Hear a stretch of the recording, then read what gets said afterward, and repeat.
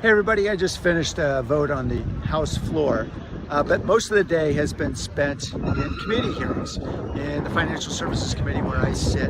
We've been debating regulation over cryptocurrency, and I was a co-sponsor of a stablecoin bill that has made it through committee and is going to go to the floor soon. That'll essentially provide rules of the road for regulation of stablecoin. More controversial is this latest bill, which is called the Clarity Act, which would regulate other forms of cryptocurrency other than stablecoin. It notably does not regulate meme coins, NFTs, and other kinds of collectibles.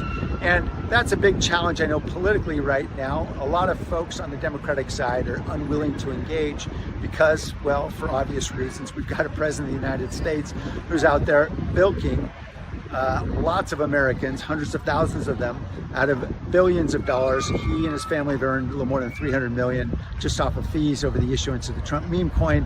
This legislation won't do or say anything about any of that. I've obviously been outspoken about it and introduced my own bill back in February to criminalize the behavior he's engaged in. Federal officials shouldn't be doing that, of course. But equally important is just the regulation of this entire swath of cryptocurrency, which will be left out of the bill. That's a concern I raised certainly in the hearing. We'll continue to discuss and debate this.